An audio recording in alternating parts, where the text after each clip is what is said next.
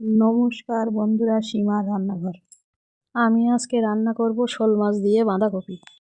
বাঁধাকপি নিলাম, বাঁধাকপি কেটে ধুয়ে নিলাম। আলু নিলাম, আলু কেটে ধুয়ে নিলাম। মটরশুঁটি নিলাম, মটরশুঁটি খোসা ছাড়িয়ে নিলাম।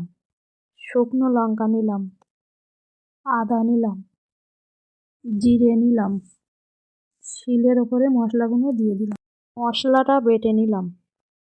শোল মাছ নিলাম, শোল মাছ কেটে ধুয়ে নিলাম। লবণ দিলাম, হলুদ দিলাম। শোল মাছের গায়ে লবণ হলুদ মাখিয়ে নিলাম। কড়া বসালাম, জল দিলাম। কেটে রাখা আলু দিলাম, কেটে রাখা বাঁধাকপি দিলাম।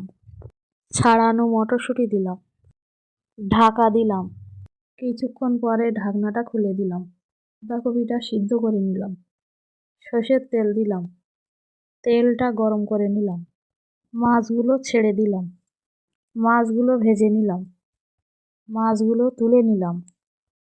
সর্ষের তেল দিলাম, পেঁয়াজ দিলাম, টমেটো দিলাম, পাঁচ ফোড়ন দিলাম, লবণ দিলাম। মশলাটা কষে নিলাম। সিদ্ধ করে রাখা বাঁধাকপিটা দিয়ে দিলাম। কেটে রাখা মশলাটা দিয়ে দিলাম। হলুদ দিলাম, নাড়াচাড়া করে নিলাম। চিনি দিলাম, জল দিলাম। আগে থেকে ভেজে রাখা মাছগুলো দিয়ে দিলাম। আরও কিছুক্ষণ নাড়াচাড়া করে নিলাম। কিছুক্ষণ পরে নামিয়ে দিলাম। শোল মাছ দিয়ে বাঁধাকপিটা ভালো লাগলে লাইক, সাবস্ক্রাইব, কমেন্ট, শেয়ার করুন। ফ্যান্টাস্টিক।